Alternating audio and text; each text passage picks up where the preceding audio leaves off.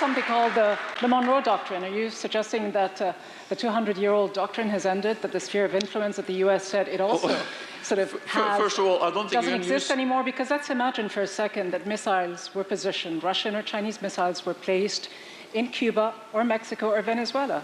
What happens then? Also, I'm not defending everything the United States have done throughout the 200 years. I have been going in the streets of Oslo protesting against some of these wars. But the fact that one nation does something wrong in their history doesn't, in a way, excuse severe mistakes by another. So the whole thinking again that you have to start with the basics. The basic is, does an independent sovereign nation has the right to choose its own path? Yes or no? If you start to question that, you move into a world which Russia now are trying to re-establish by using force.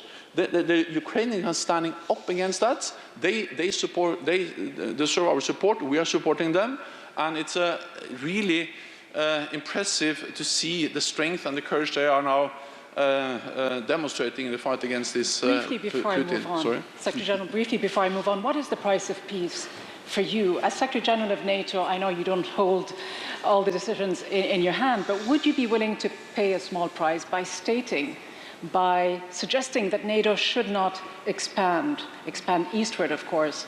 And many see the potential membership of Ukraine in NATO as a fig leaf, not more.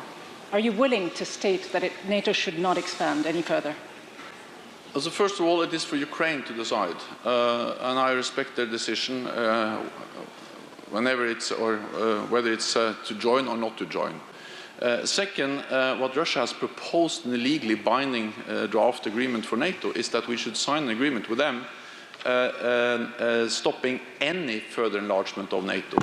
And I think it was very interesting to listen to, for instance, Sweden and Finland. They're not currently applying for membership, but they came very strongly out against that idea, because for them that was to limit their options in the future. So this goes beyond Ukraine. What Russia is asking for is actually a ban on any further enlargement of NATO. And again, it's not NATO moving east. It's actually those countries, again, Slovenia, the Baltic countries, Poland, who have chosen to join our family. And this has been a great success. It has helped to spread freedom and democracy across Europe for several decades.